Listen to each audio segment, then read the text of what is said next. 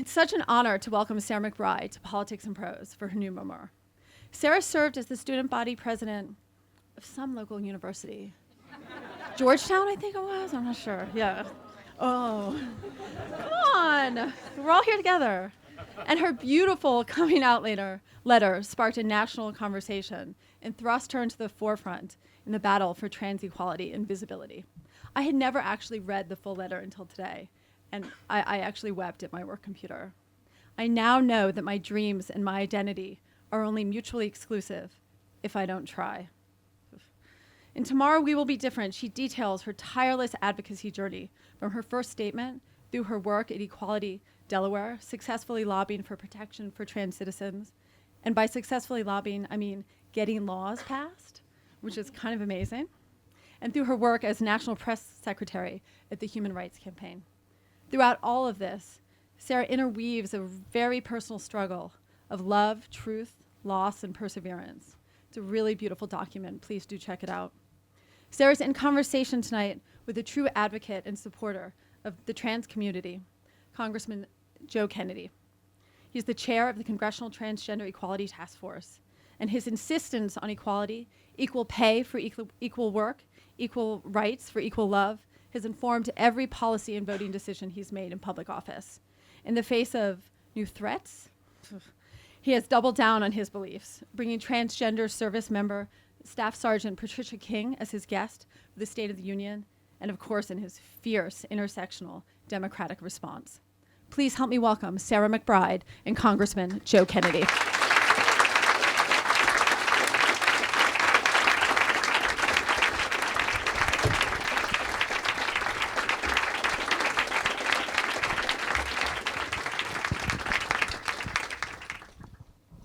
Hey, Congressman. What's up? How are you? Good. Good. Tired, but good. I can imagine. You've been busy. I have. I've been traveling around the country, different city every day, but I've been looking forward to this stop the most, partly because That's what you tell all the congressmen. Yeah. That's what you tell all the congressmen. Come on. Mostly because you can finish the sentence. Go for it. Well, I was going to say mostly because you're here, of course. No, but seriously, there is probably no one in Congress who's more vocal champion of the trans community and trans equality than you. So I want to take this opportunity to express my thanks for you, for your work, for you, for your voice at saving lives. And of course, because back here home by American University and with all of you, I appreciate you coming out on this snowy or sort of snowy night. We can celebrate what hopes to be a snow day tomorrow, so everyone wear your pajamas inside out. And I'm looking forward to chatting a little bit about the book. We're going to have a conversation up here and then open it up for questions. So start thinking about your questions. There you go. So let me say, first off, thank you to all of you for coming. Thank you to Politics and Prose for hosting us. Incredibly kind of you. I was absolutely thrilled to get this invitation to join you. Sarah, I'll do my best to keep this short because this night obviously is not about me. There's these kind of unique moments that you have as a member of Congress where you actually get to sit on a stage with somebody that not only is younger than you are, but that is somebody that you look up to. And that somebody, particularly the moment that we find ourselves in our country at the moment, the political discourse, where you see younger Americans that are just shaking off platitudes and explanations and excuses and just saying, no way, I count, my voice counts. And Sarah, you've been doing that for an awfully long time, and you have demanded that we as a community, as a people, as a country, see you for the beautiful person that you are.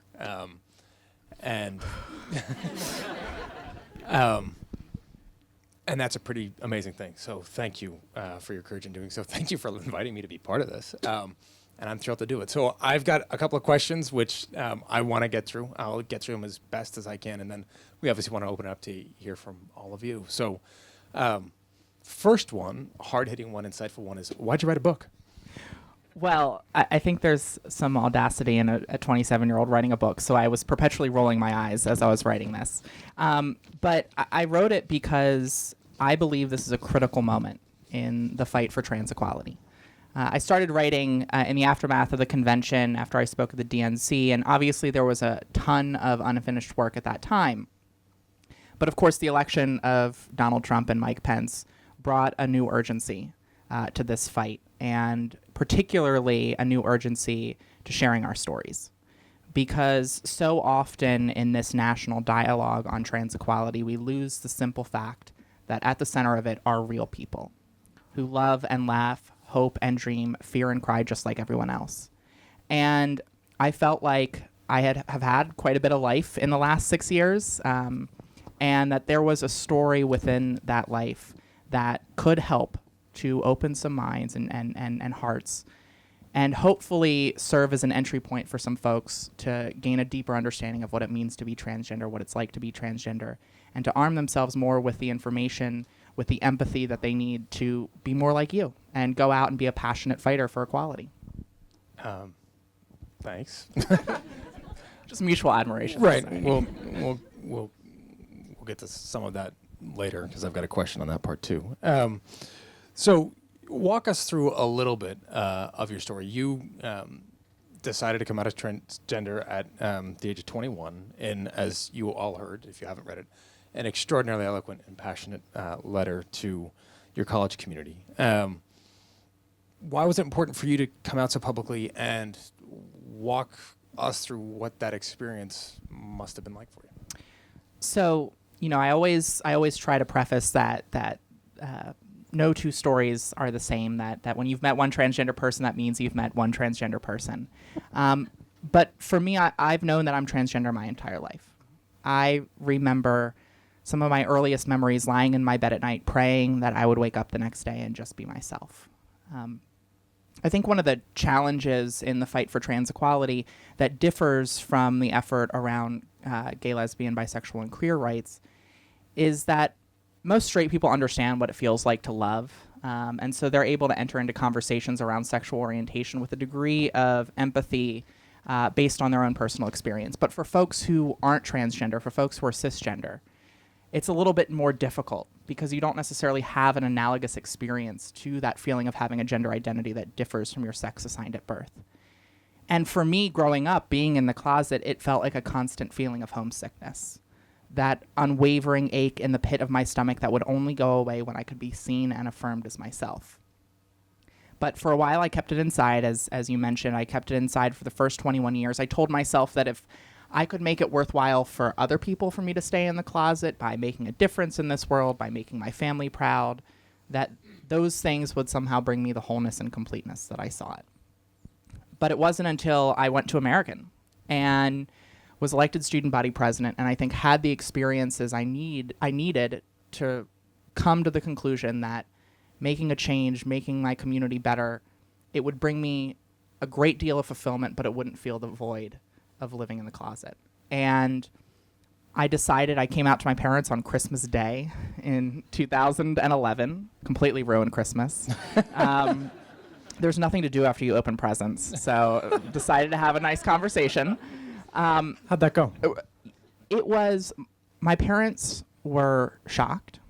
More than anything else, they were scared of rejection in every sense of the word, but they made clear that they loved me and accepted me as the person that I am. And in many ways, and I sort of knew this going in, that it would feel like a loss for them, that they would grieve the child they thought I was, a lot of the expectations that they had for me moving forward, but that in time they would see that I'm still the same child with the same interests and terrible sense of humor and the same smile.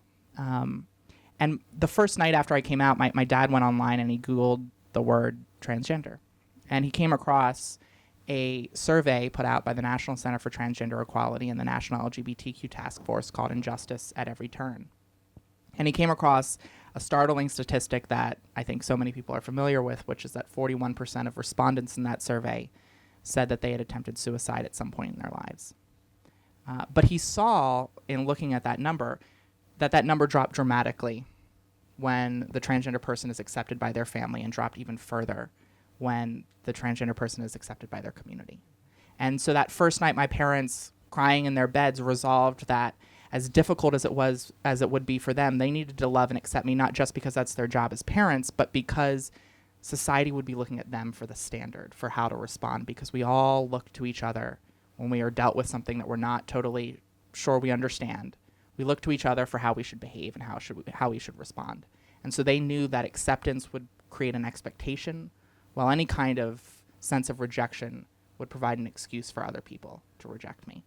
And so they stood by my side, and with their courage, I decided to come out publicly at the end of my term at AU. And I did that because I knew, this was 2012, that there would be a lot of gossip when I came out.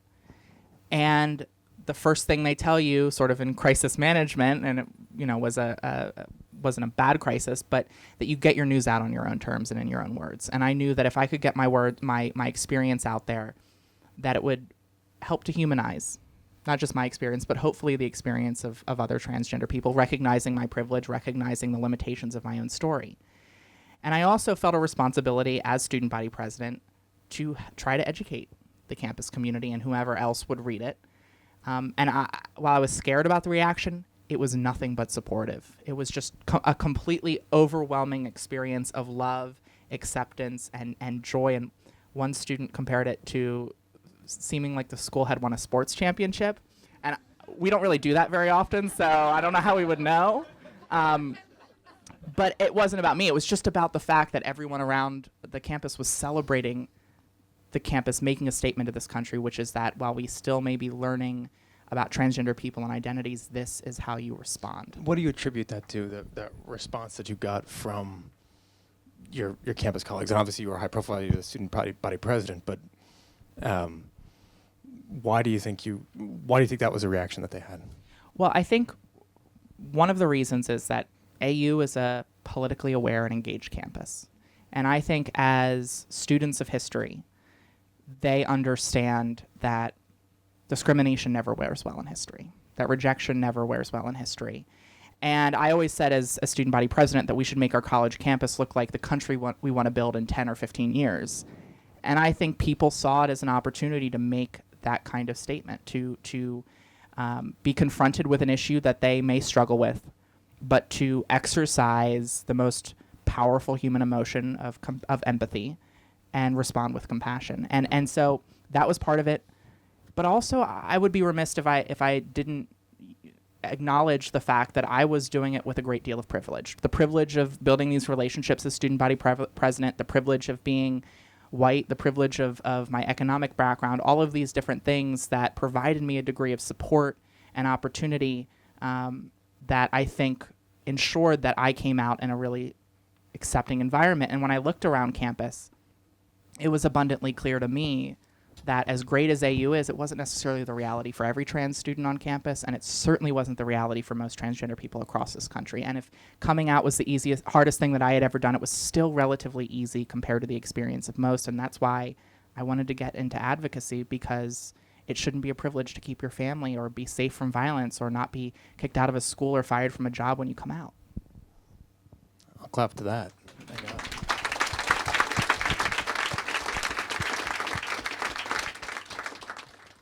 So you brought up advocacy, and I want to touch on some of the early work that you did in your home state of Delaware. And it seems like that experience really helped shape how you think about the role of a public advocate and the legal process and community engagement. So walk us through that if you can.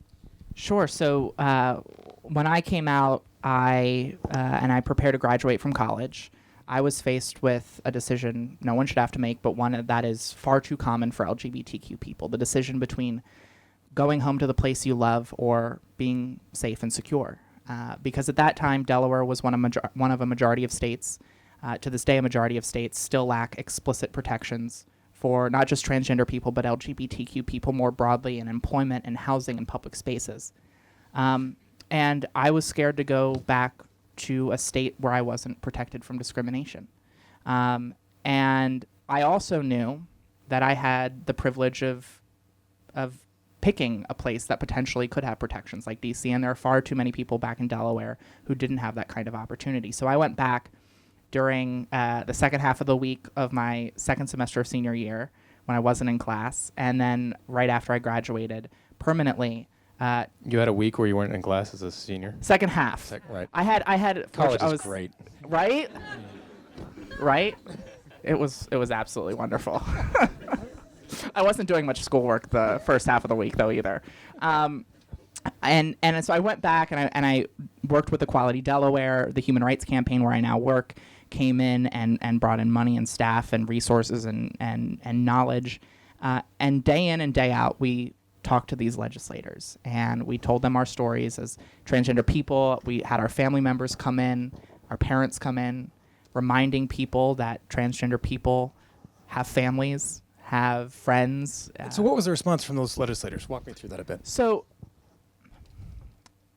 first off, we started with the friendly legislators and then worked our way sort of. We didn't we didn't spend as much time with the really bad legislators, but we worked our way sort of to the middle.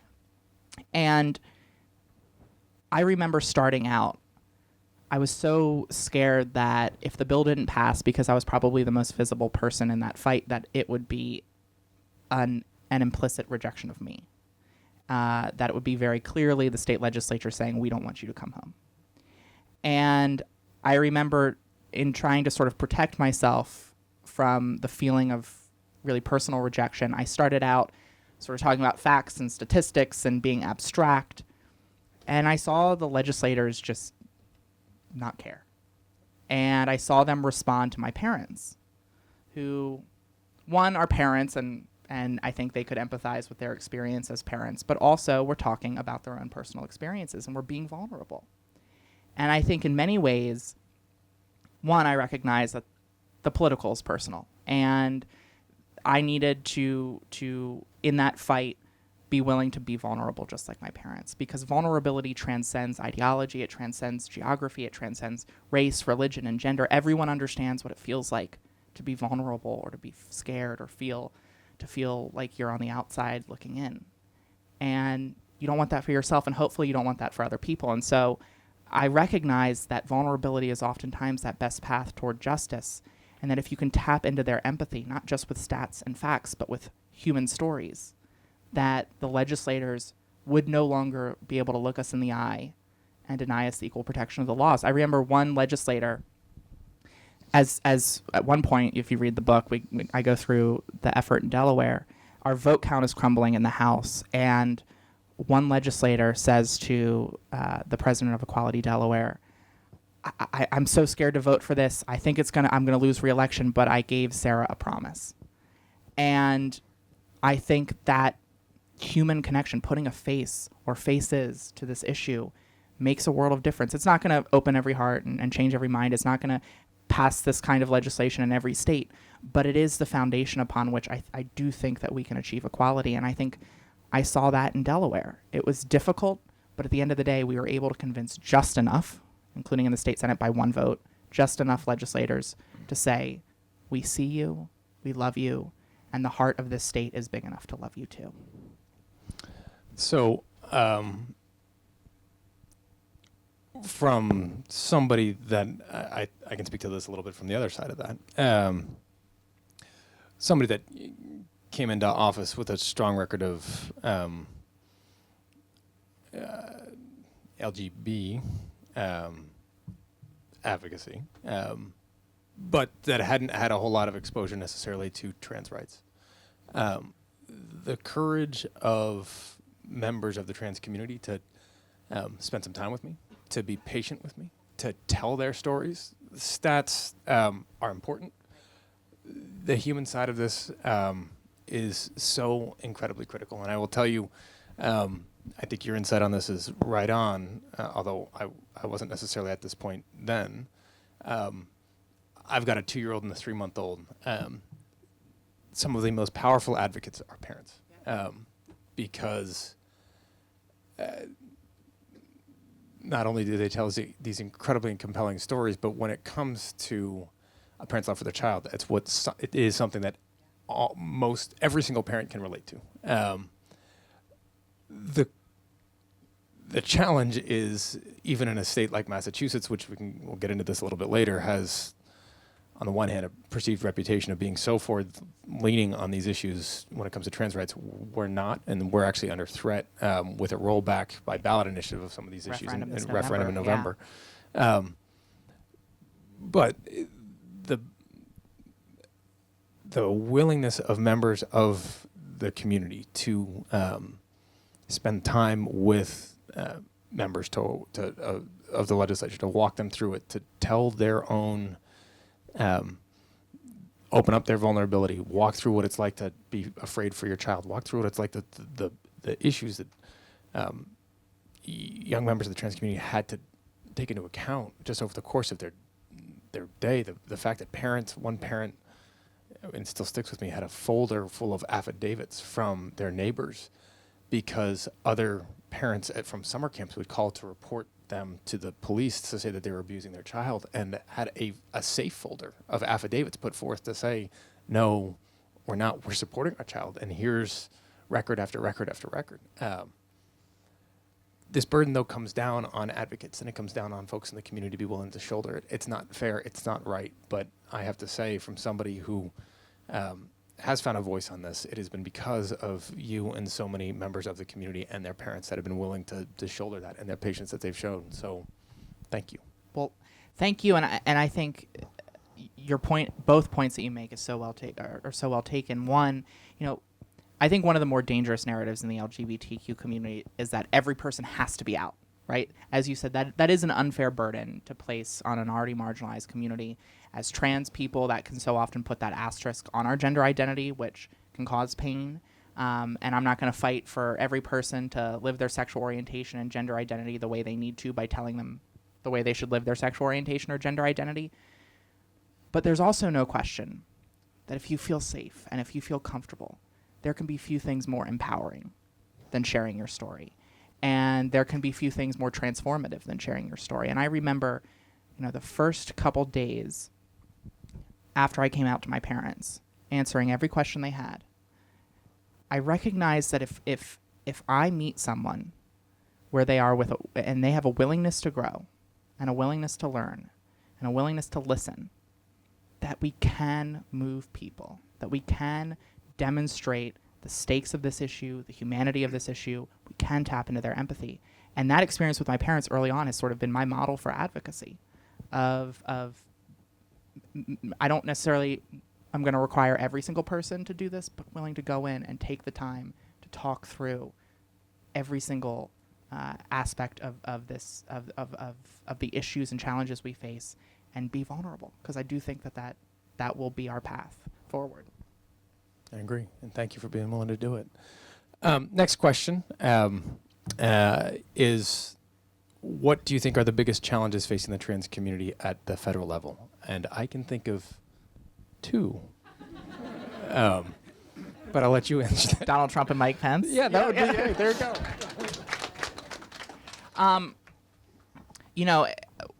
Under President Obama, we had 8 years of incredible progress and really unparalleled, present company excluded, allyship in the White House.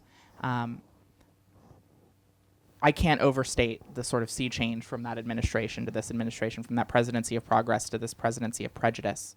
And from the start, we have seen attack after attack after attack on the trans community by the Trump-Pence administration. We've seen the rescinding of life-saving guidance promoting the protection of trans students. We've seen the granting of a sweeping license to discriminate to government workers, federal contractors, healthcare professionals against LGBTQ people, among others. We've seen the appointment of anti-equality activists and anti-equality extremists to the federal bench and administration positions. And of course, in those series of impulsive tweets, although every single one of his tweets are impulsive, the president attempted to reinstate a ban on transgender people serving openly in the military. Which obviously faced some serious pushback even from leaders of the military, which was also interesting to see. And I think what is really incredible, and I think we've seen this with every attack, whether it's attacks at the federal level or attacks at the state level, it's that every time they come for us, whether it's Donald Trump and Mike Pence or whether it's Pat McCrory, they end up creating a conversation that serves to educate the public and ends up sowing the seeds of the destruction of the politics of hate that they seek to implement. And I think we've seen that in North Carolina. I think we're seeing that nationally in response to these attacks. But what we need and what we are already seeing is we need our allies to stand up and to call the White House to oppose the trans troop ban, to call their members of Congress to push for pro-equality legislation, to make sure that we're protecting health care and DACA recipients. But I think throughout each step, we've seen that these attacks are actually making us stronger as a movement. And to this day, as I said, a majority of states and the federal government still lack those clear and explicit protections, so we need to elect more pro-equality candidates up and down the ballot to make sure that we can pass the Equality Act and finally get comprehensive non-discrimination protections. And then I'd be remiss if I also didn't say that this isn't necessarily a specific policy issue, but 2017 was the deadliest year on record for the transgender community. At least 28 transgender people, mostly trans women of color, were killed. And we need our policymakers and lawmakers, one, to acknowledge the epidemic of violence and this crisis that exists, and two, we need to elect leaders who don't appeal to the darkest undercurrents of our society and, in the end, embolden hate that leads to that fatal violence. So those, I think, are some of the main challenges we face and some of the main issues we have at the federal level. I would agree. Very well said. And look, candidly, we've got a group that is trying to lead on some of those issues. We could use some help, right? Writ large across not just the federal government, but you also mentioned a couple of states, North Carolina obviously being one of them. But if you can, break that down to the state level. How do you see this playing out, these fights playing out across the states? Well, last year, the Human Rights Campaign tracked more than 130 anti-LGBTQ bills in 30 states.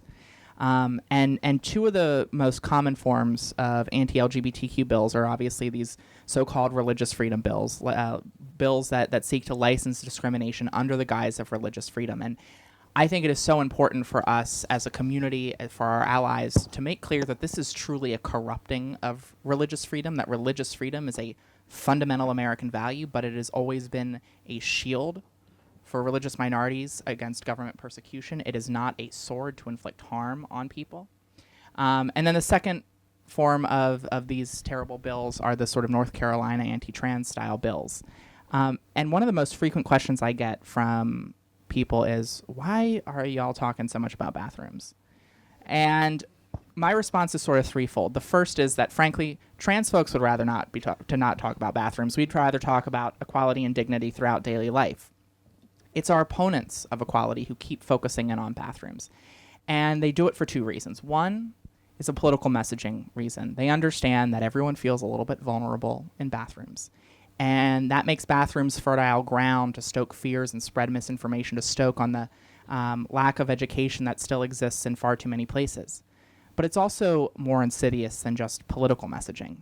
It's also rooted in the fact that they understand, as they have in the effort around the Civil Rights Act, as they understood around the Equal Rights Amendment, the early days of the gay rights movement, the Americans with Disabilities Act, and now with the trans rights movement, that if they lose on everything else but win on bathrooms, if they can allow or legislate discrimination in restrooms, it becomes the closest thing to a silver bullet to pushing transgender people out of public life. Because if you can't use a restroom that makes sense for you, it becomes much more difficult to go to work or to go to school or to leave your house for more than a few hours. These are nothing more than thinly veiled attempts to push transgender people out of public life. And we need our allies to recognize that while it may seem silly, that this is a truly dangerous agenda. And we need our allies to speak out and to fight back against those bills. There are a number of anti-LGBTQ bills that have been introduced this year. But we're also seeing, I think, at the local and state level, and it's a reminder that even with Donald Trump in the White House, we can still make progress on legal equality. We see more states protecting youth from so-called conversion therapy. We're seeing more school districts adopt inclusive policies and practices. We're seeing more localities adopt non-discrimination protections. We're continuing to move the ball forward in a number of places. But we do see an onslaught of hate in far too many states, and not just the states you'd expect, but of course we've got challenges in places like Massachusetts. We do. And it's, I'll give a shout out here, because if you're a politician from Boston, you have to do our Boston sports teams. as this initiative, so Massachusetts passed public accommodations protections for members of the trans community 2 years ago, I believe. And you were a big part of that. A lot of people were, but yes, thank you. A lot of folks were. Some of the great leaders of it in that effort were the Boston sports teams, and they've all re-upped again, which has been fantastic to see. But you can imagine, and one of the first ones to say so were some of our more well-known franchises, the Red Sox and the Patriots, and they have leaned right into this to say, one, we want to make sure that any fan has a home here while our teams are playing, and two, you can imagine if there was a venue that would know that there was a problem with a bathroom, it would be someone that a stadium that has hundreds of thousands of people pass through. We've had these protections, not one reported incident.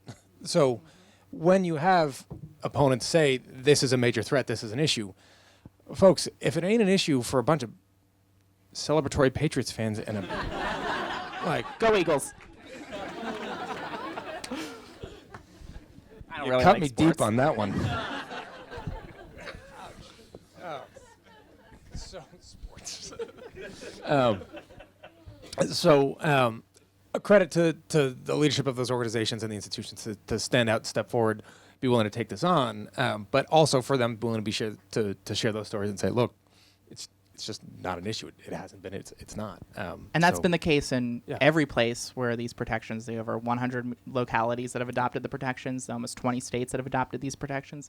There's no reported increase in public safety incidences. It's a complete logical fallacy. It's a complete fabrication, and it's done to prey on these fears. Regardless, there is this ballot initiative in Massachusetts, which is something we all in the community and the Commonwealth of Massachusetts have to push back on, and happy to carry on that conversation with folks later. I want to shift a little bit now to some of the other personal aspects that you touch on in the book, and in particular, one of the more heart-wrenching parts of the book is the description of your time with your late husband, Andy.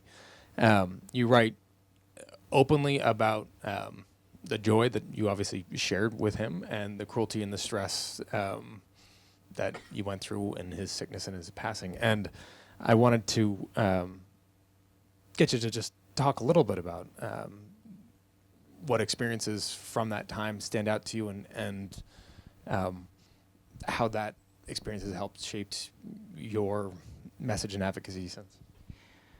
For those who aren't familiar, shortly after I came out, I met an incredible transgender man named Andy Cray.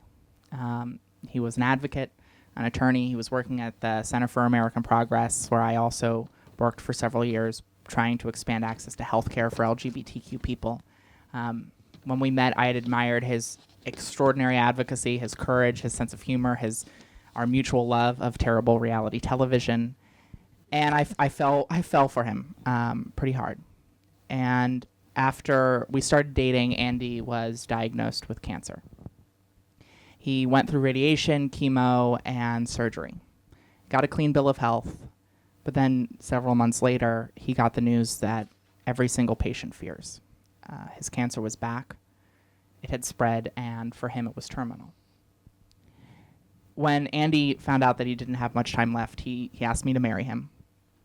And we married on the rooftop of our building in front of family and friends, many of whom are here today. And then 4 days after that, he passed away. And I share that story now, and I shared that story in the book for two reasons, for many reasons, but two reasons in particular. The first is that knowing and loving Andy left me profoundly changed. He taught me how to love and be loved. He taught me how to live the values I fight for at work in my own life. But more than anything else, my relationship with Andy underscored for me that change cannot come fast enough. That every single day matters when it comes to building a world where every person can live their life to the fullest. Andy came out at a relatively young age. He was supposed to have 3/4 of his life as his authentic self, but because of these circumstances, he had less than a quarter. And we know that so many people have even less time than that. And so his passing for me underscored what Dr. King called the fierce urgency of now. That when we ask marginalized people, including transgender people, to sit back and allow for a slow conversation to take place before we treat them with dignity in the eyes of society or equality under the law, we are asking that person to watch their one life pass by without the respect and fairness that every person deserves. And that is far too much to ask of anyone. And so I wanted, in sharing that story, to underscore for folks the urgency of this fight. That we need you to speak out, we need you to fight, we need you to help us bend the arc of the moral universe just a little bit more towards justice, not tomorrow, not next month, not when it's the most politically palatable, but right now. You know, in the last month of Andy's life, I have a chapter that's entitled Amazing Grace. And one of the experiences from that last month for me that I think has shaped my approach, my ability to move forward, particularly as I, like many people, are struggling with sort of this crisis of how do we move forward from the last election or from the 2016 election.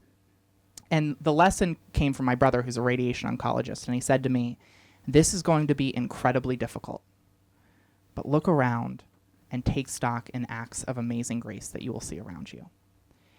And whether it was the miracle of Andy living long enough to see our wedding day, when by all accounts he probably should have passed before then, whether it was the miracle of our friends organizing a wedding for us in 5 days, those acts of amazing grace were everywhere.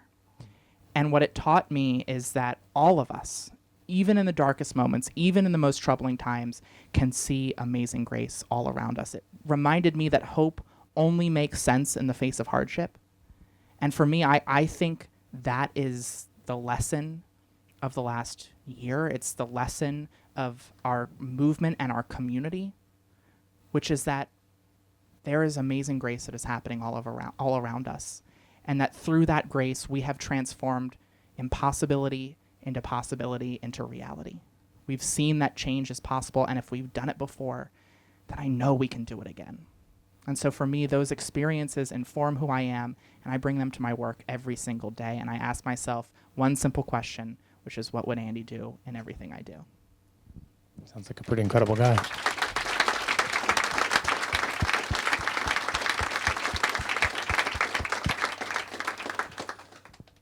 You write in the book about many of the young trans kids that you've met with and come in contact with all throughout your advocacy work. In particular, one stands out, a little girl named Lulu, who asked a question which really moved you, from what I understand.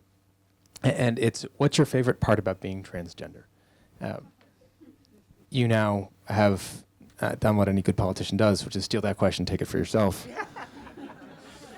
and turn it around and ask every audience. So what was your answer to the question, and why do you ask it? It took me 26 years to get asked that question. I feel like I get asked the question, how do you deal with being transgender, or how do you deal with the challenges? And for Lulu, this 7-year-old transgender girl, to have her first question and be so filled with pride, I think is a demonstration of what I just talked about, of transforming impossibility into possibility into reality. And it is such an important perspective to come from. I told her that my favorite part about being transgender, there are actually 3 things that I love about being transgender. The first is that I think being transgender has made me a better, more compassionate person. 2, being transgender led me to my husband, Andy. And 3, being transgender has brought me into a community that is beautiful, brilliant, and brave, a community that is finally being seen in our worth and in our dignity. And I couldn't be prouder to be a part of that community. I couldn't be prouder to be transgender. And I go out and I ask young transgender people, my favorite part about my job is I get to meet young transgender kids across the country. And I get to go out and ask these young transgender kids, what's their favorite part about being transgender? And they don't bat an eye when I ask them that question. They not only have thought about it, but that's how they approach who they are from the start. And the fact that these young transgender people exist today, holding in one hand the knowledge of all of the hate that exists in this world, but holding in the other the knowledge that their identities are worth celebrating and that their lives matter, is a model for all of us. I met one transgender girl named Stella who when I asked her what she wants to be when she grows up, she declared without any hesitation that she will be the first transgender president.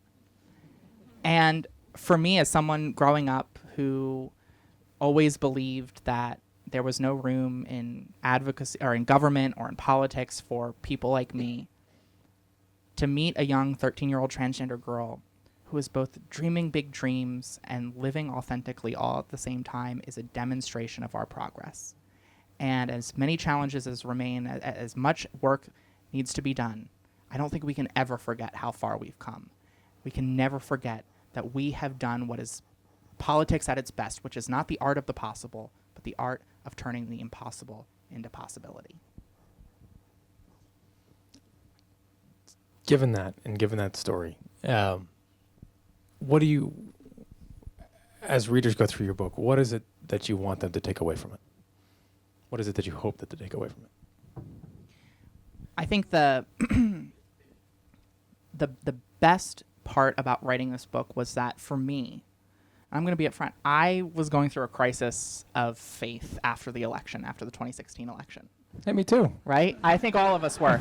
And I think particularly for folks, I think particularly for folks in my generation, the millennial generation that grew up in sort of the rise of Barack Obama and the presidency of Barack Obama, I think there was this false sense of complacency that the arc of the moral universe inalterably bends towards justice regardless. And I think there were certainly a lot of people in my generation that knew that that wasn't the case, but I think there was some degree of a false sense of complacency. And I think what we very clearly now see is that it does bend towards justice, but only because people bend it that way. And the best thing about writing this book was that even through some of the heartbreaking lows, even in the trouble of experiencing some of the hardest moments of my life, I refound my hope in writing this book. And my hope, my desire for people reading this book is that through it all, get the information, you see that transgender people are people, all of these basic important things that you need to know, but I also hope that at the end, people can find their hope. And in talking with a lot of people who've read it, I feel like it's doing that for some people, and if it does it for one person, then for me, it's mission accomplished. Good for you. Kick it open to the audience. Hello. Thank you so much for your powerful story sharing. I see why you got elected president of the student body. I knocked on every door. They actually created a policy where you couldn't knock on any doors because of me. So you're a very eloquent speaker, and I think you all held us in the palm of your hand as you told your story. So thank you for sharing it. So I guess my question is about the future and the role that young people will play in accepting difference and diversity. Do you have any statistics on polls about, like so many other things, I think the millennial generation is going to save us. So is that true? You don't have to make it any harder. Just Yeah. put that up there. Well, I think yes and no. Look, there's definitely no question that, particularly when it comes to LGBTQ equality, that younger people are the most supportive, are incredibly supportive. They know LGBTQ people, they know transgender people in their own lives, in their schools, and they just don't understand why we're all having to argue about what seems so obvious. But also, young people are not perfect, right? Young people still can be homophobic and transphobic and racist and misogynistic and xenophobic, right? We can't ignore and we can't gloss over the challenges that will remain when the millennial generation and the Generation Z or whatever is after the millennial generation take power, that there are still going to be challenges. But I do think what we are seeing, and I think in particular after Parkland, what I think we've been seeing is that young people are uniquely capable to address the issues that we face right now for two reasons. One is new and one is always existed about young people. The first is that one of the greatest challenges I think we face right now is how do we channel new technologies to make sure that we're bridging the divide that exists where everyone's getting their own individualized information and news and facts. How does democracy work when we have those individualized sources of media? And how do we reach people that right now feel completely unreachable to half the country? And I think as young people, as the first generations of digital natives, I think our generation is uniquely capable of figuring out, of solving that problem that I think has plagued the last two or three presidents. And only if we are able to then channel social media and new media for good, well, I think will we be able to move forward. But I think young people are uniquely capable of making sure that instead of comment sections overtaking society and electing a president, that the marginalized voices that we're seeing on Twitter and Facebook being amplified for the first time, that's what ends up becoming the predominant force. The second reason why young people are uniquely capable and why I do think young voices are vital in this fight is that young people have always been on the forefront of social change. And that's because, one, young people are always, at least over the last 100 years, have always been more diverse than their older counterparts. And so they are able to sort of get through a lot of the misconceptions around identities. But it's also because young people, every time they participate in politics, they speak from a place of history. And it's not the history of the past, but the history that remains to be written. Because young people will be the ones that write the history books of tomorrow. Young people, I'm still 27, so I hope I'm young. We will get to decide who was right and who was who was right and who was wrong in this moment. And I think adults and elected officials know that. And that is an incredible gravity to our voices, to young voices, that we carry with us in the scariest of spaces to the safest of places. And I think because of that gravity, young people are uniquely capable of fixing a lot of issues that we face. So yes. Thank you. As a young person myself, I guess it's sort of in the current climate, politics seems it seems almost inaccessible, I guess, even as someone who sort of reads books about history and sort of politics as much as I can. So I guess I'm just wondering, how do you sort of break it down? How do you make it something that you can sort of manage and sort of don't get overwhelmed by?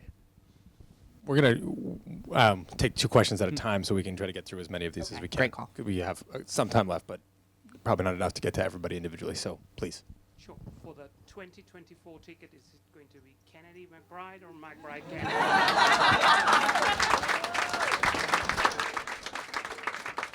After what you just heard, what do you think? I'll be 34, so I'm not constitutionally eligible for either. But I'll work for this guy. You're making me feel pretty old.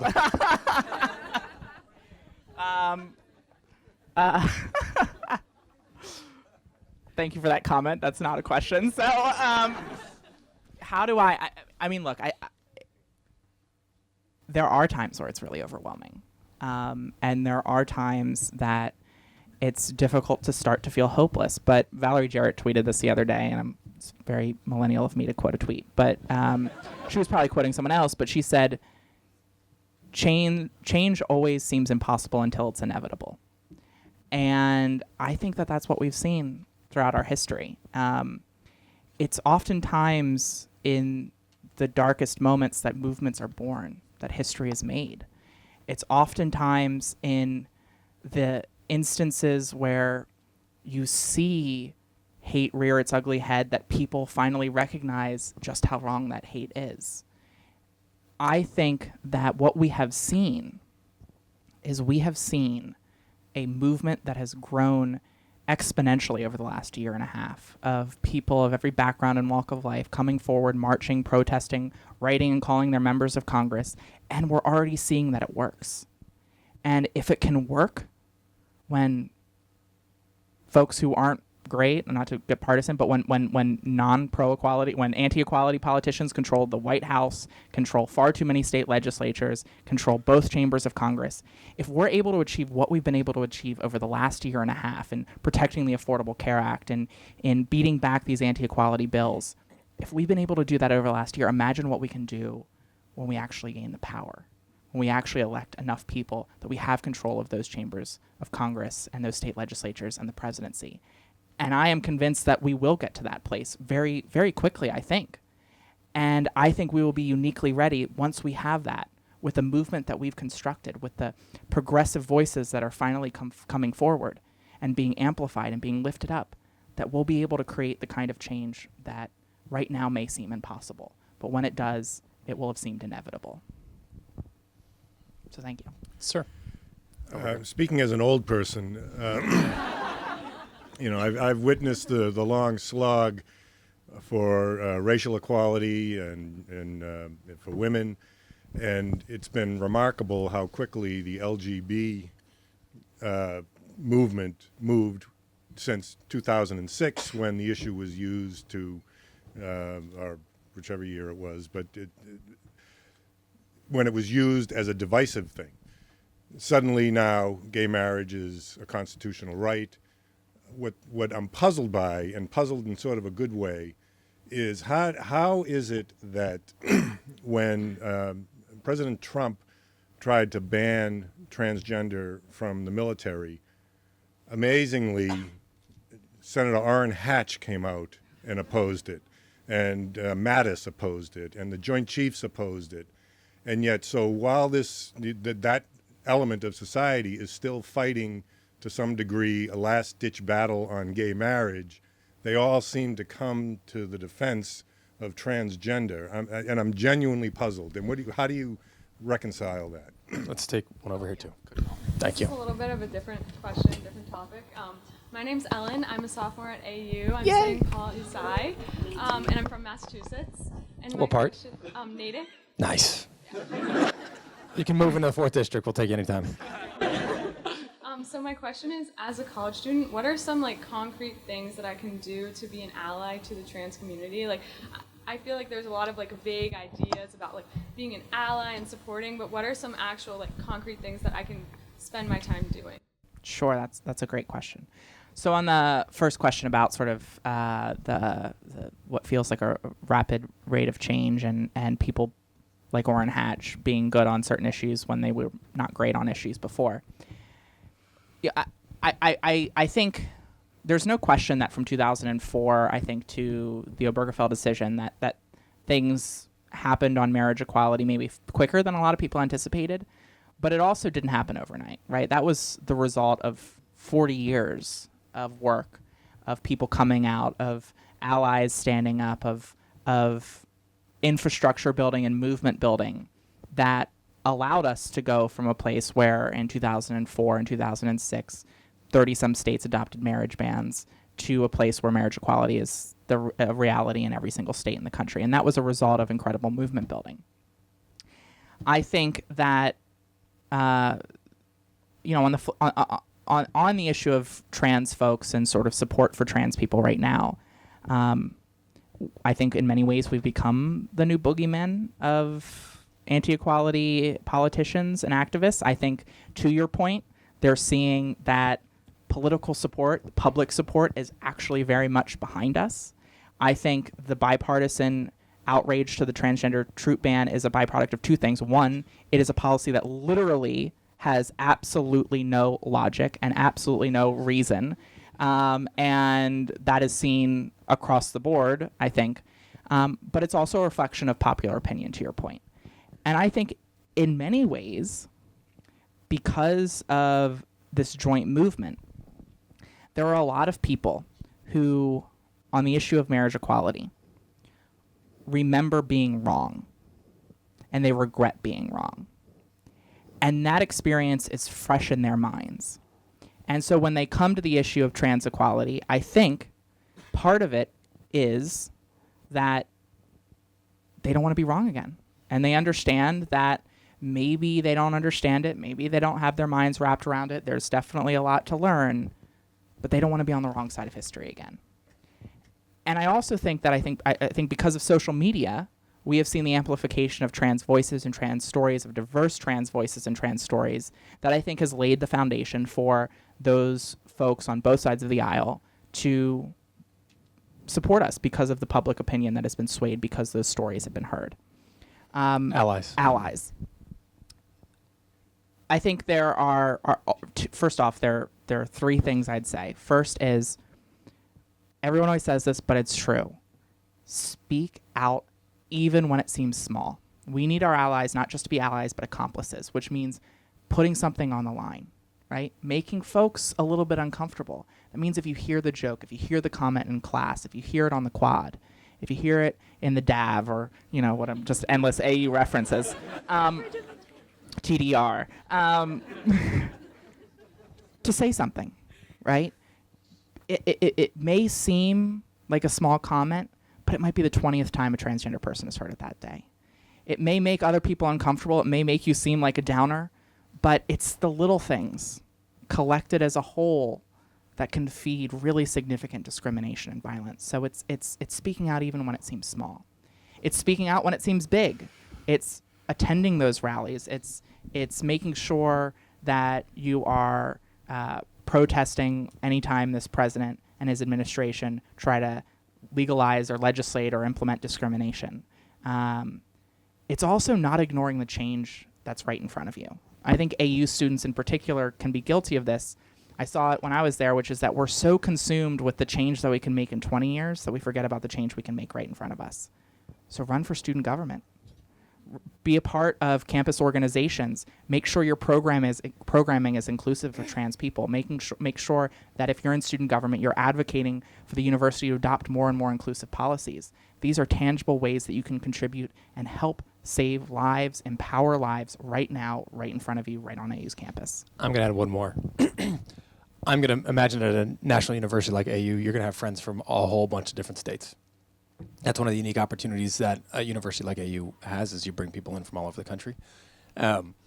Even if the members of your congressional delegation are great on LGBT rights, I guarantee you have friends that are in states that they're not. They can write a letter to their congressman. They can write a letter to their senator. They can get their friends to do it. They can get their parents to do it. Just so people know how that works, you write a letter into our offices, we need to respond. If we don't respond, that's a letter to the editor in the local newspaper that you wrote us a letter on whatever and we didn't respond. The reason why that's bad is that can be used in an ad against us saying we're literally not doing our jobs. If you do get a response, then you've got something to hold me accountable on. And the more people that chime in on that, as a member of Congress, every letter is cataloged. Everyone is coded. Every person that writes in, we know.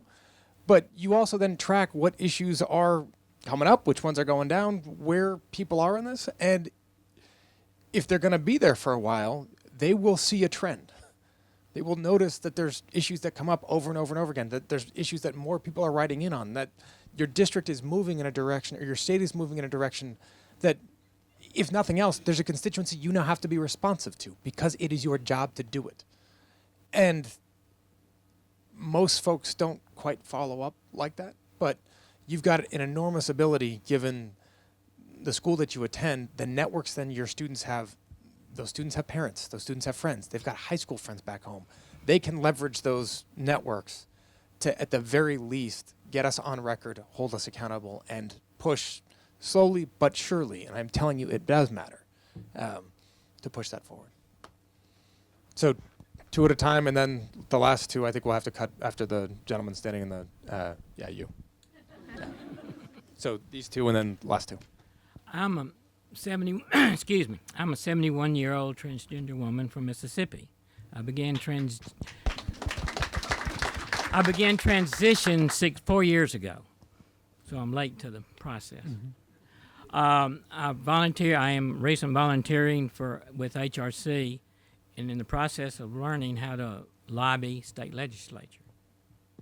With the Mississippi Republican socially conservative legislature, how do you reach these members? Hi, it's Elizabeth again.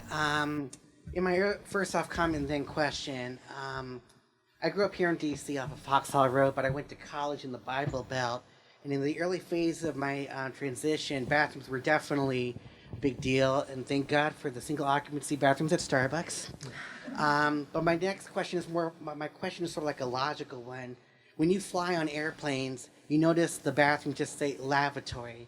But some bathrooms on the ground that are single occupancy don't say that. So what's the legal and logical argument that if it's on the airplane, why can't it be the same on the ground? The autism mind in me thinks like that. Yeah. Not just airplanes, but everyone's home, too. I think the fact of the way we operate with our homes is logic enough for why a single occupancy restroom shouldn't be gender inclusive or should be gender inclusive. And there are a number of places that have been adopting inclusive policies and laws to make sure that single occupancy restrooms are gender inclusive. There's just simply no reason. I mean, beyond issues impacting the trans community, there's just simply no reason for anyone to not be able to access a single stall restroom. And then how do we reach conservative lawmakers or in places that are conservative? There's no question that it's a challenge. I do think that the foundation with which we move forward in places like Mississippi is through public education. It's through storytelling. It's through making sure that politicians also understand that even in the reddest district, there are going to be transgender people who are your constituents. There are certainly going to be allies in that district as well, and that they will have trouble if they come for us. They might not lose, but hell, in some of these districts, they don't even want opponents, right? And so it's making sure that, one, we're educating the public, we're lifting up stories, including voices of faith, LGBTQ voices of faith, allied faith voices of faith, faith leaders, demonstrating that we are all God's children, that being LGBTQ and Christian are not mutually exclusive. HRC has been doing a lot of public education in Mississippi, Alabama, and Arkansas through our Project One America to make sure that we are amplifying those diverse voices, to educate the public, to demonstrate that there are LGBTQ people all across those 3 states. But it's also through infrastructure building, it's through political pressure, it's through demonstrating, if you aren't supportive, and certainly if you come for us, we're going to make your life harder as a politician. We're going to mobilize, we're going to organize, we might run against you. And I do think that kind of pressure can certainly keep at bay some of the attacks.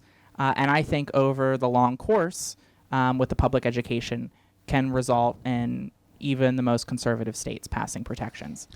But we also still need protections at the federal level because we cannot wait for every single state to pass these protections. There's always been, throughout every movement, a moment where there's a critical mass of states that have passed these protections, and the federal government takes actions to make sure that your equality under the law and protection from discrimination does not depend on your zip code or your state. And that remains as true as ever, and that's why it's so important that you're here to advocate not just for protections at the state and local level, but to make sure that people in Congress understand that we need to pass things like the Equality Act. Very briefly, ma'am. Couple of things. One, particularly for a state legislature, their job is to see it is literally to respond to their constituents. I do think that in some circumstances, certainly not all, and some, that you are going to find state legislators that have never met or know that they've met, come in contact with a member of the trans community. Some of them are going to have a visceral reaction. Some of them, this is actually what I've tried to do with some of my Republican colleagues, which is no cameras, no nothing. Just come by. We'll have somebody from your district. There's Republican members of the trans community too. Just talk to somebody about, there you go. Just literally just let me tell you about what my day is like. Let me tell you what my life is like. Let me tell you about the challenges that you will be, and I can tell you this because I was there not long ago, just blind to, because there are things that I never had to think about before. And until somebody tells you, hey, this is what we have to think about. I've got 2 very young kids. It is, unless it's 4 a.m, they're the joy of my life, right? And it's often 4 a.m, right? But any parent would do anything for those kids. You get parents of kids that are going through transition and just talk to them saying, look, forget this aside, let me talk to you as a parent. It's awfully hard to ignore that. But it means, there's the holding people accountable piece, which is undeniably part of this. There's the other side, which is understanding that some folks are not going to have that common, are not going to be as familiar with these issues as others, and just walking them through it. And I think there's various local organizations that, and I'm sure HRC can help with that, if not, to identify some of those folks by a political affiliation, by the various constituencies, and even some of the friendlier lawmakers that are allies to say, hey, will you go find a somebody who's not going to be the most conservative one, perhaps, but and you're not asking them to turn around and vote for the Equality Act tomorrow, but all that you're asking them to do is to sit down and just hear you out. And it will take time, but it's awfully hard to have somebody walk you through that, and then turn a blind eye and a cold ear and just say, it doesn't matter anymore. It's a tough thing to do. Politicians have empathy too, and not all of them. But and I think and I just to build off of that, I think one of the things that so often happens in the community is we police our own stories. We think that our story isn't dramatic enough or extreme enough or doesn't have enough discrimination or violence. And I think, we certainly need stories of discrimination and violence that exemplify the need for these types of laws and protections, but we also need stories of hope, stories of success, stories of love and fulfillment, stories that demonstrate that transgender people exist throughout society and have a diverse range of experiences. And it is through any one of those stories that someone will find that point to latch onto and to build that empathy, including lawmakers. Last two. Hi, I first want to say as like a queer activist who goes to AU, thank you, you're an incredible role model. Aww. And your work is fantastic. Also, so I work at an education nonprofit, and a big topic that's come up lately is sex, and especially sexuality education. So what do you think lawmakers and activists can be doing or should be doing more of to kind of begin to create laws or policies or change in our educational institutions to have a more LGBTQA plus friendly and more expansive sexuality education that I know many schools are severely lacking? I'll take the next one too. Hi, Sarah. First, I wanted to say thank you from the bottom of my heart for your book. Unfortunately, the main thing that's brought me to the forefront of these issues, unfortunately, I did not have the courage to be open my life. Instead, I tried killing myself 6 times. But as a parent now, my 16-year-old has begun transitioning, and it's brought a new light to me to fight, to not give up. So I wanted to say thank you. But I also wanted to ask, as I said, as a parent, what kind of things helped you the most through your coming out and transitioning? Well, thank you so much for sharing that, and thank you for being here. And are you Nick? Yes. It's nice to finally meet you in person. Nice to meet you. Thank you so much for coming. Can I give you a hug?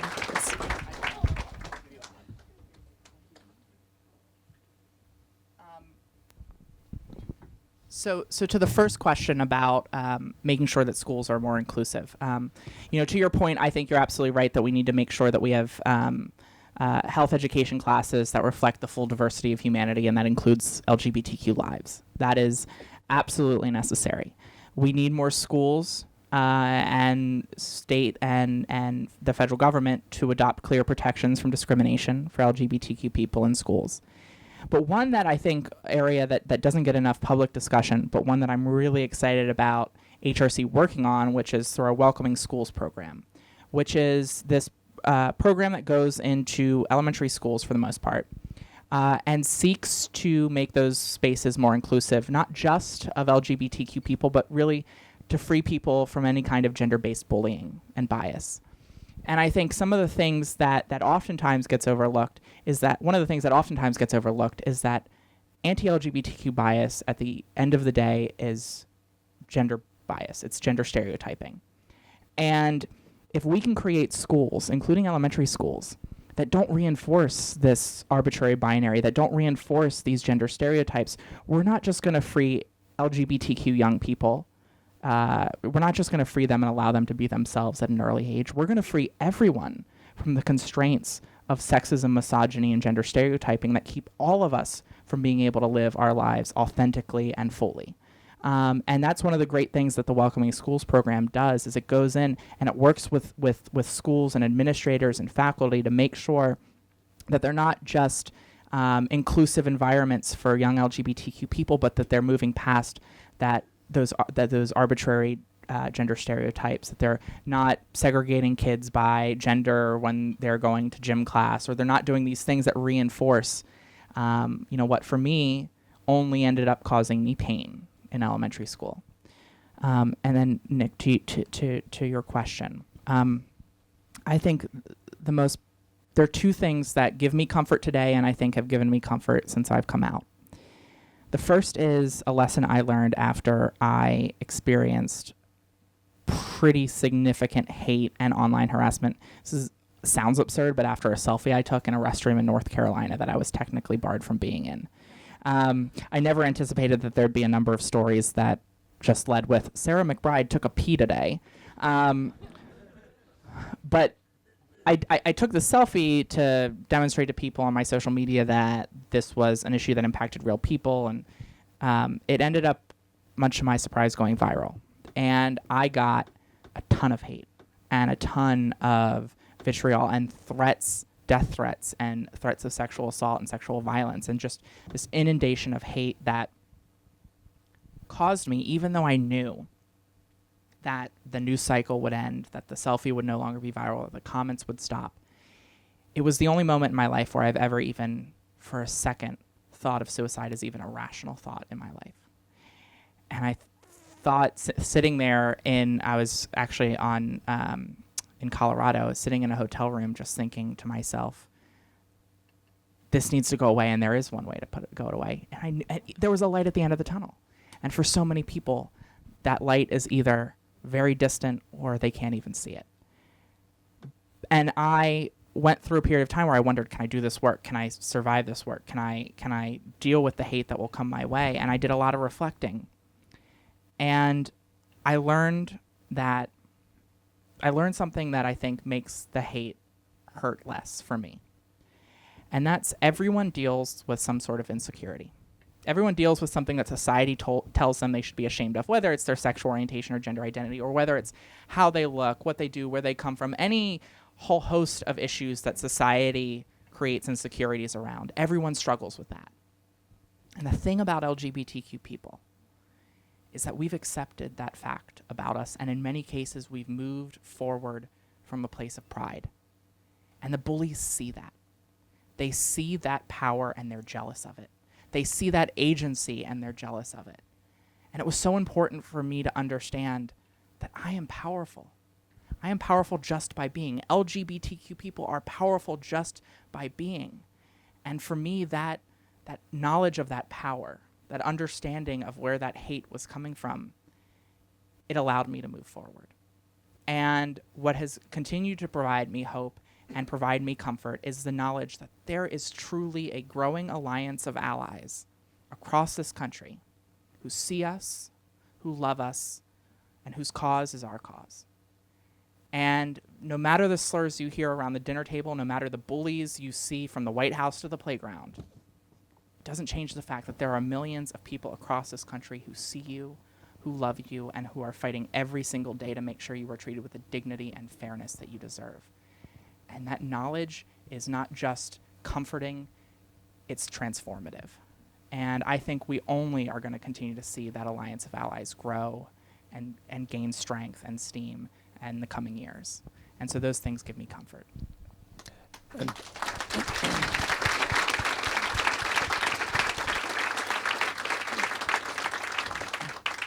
2 cents very quickly here. I agree with you that you're going to see those allies grow. But they got to grow because, Nick, people like you help share that story. So thank you for doing that as well. Grateful. We're going to wrap up here. Thank you all for coming. To Sarah, I get asked an awful lot these days, what's life like in DC? Is it really that crazy? And oh my God, what do we do? And I kind of wrestle with some of those questions myself on a daily basis. But when you pop out of it, I remind myself that the most optimistic member of Congress, period, is John Lewis. And it's not even close in my mind. For those of you that have met him or know him, he signs, when he signs his name, people ask for an autograph, he signs his books. He always signs it, keep the faith.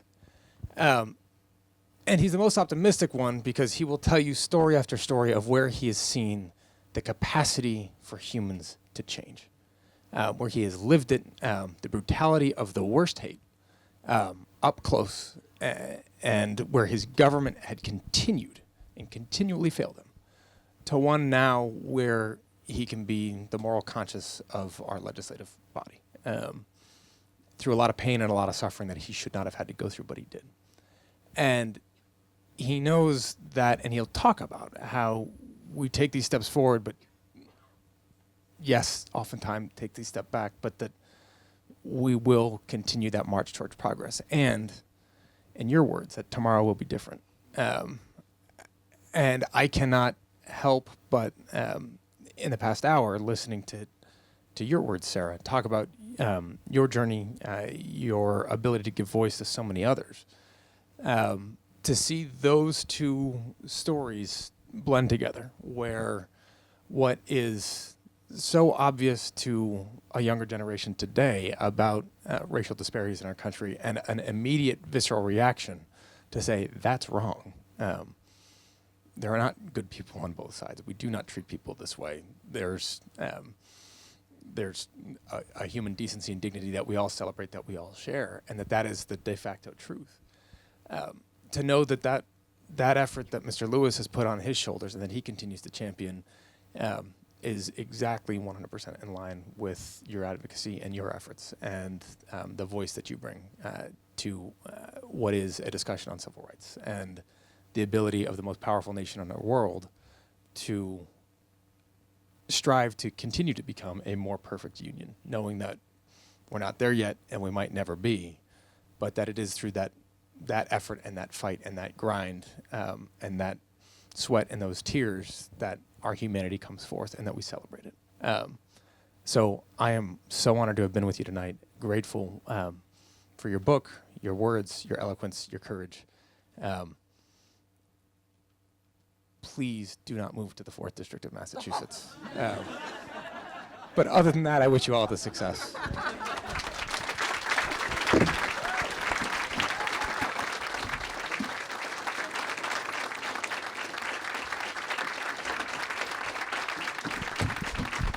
And I am happy to sign some books.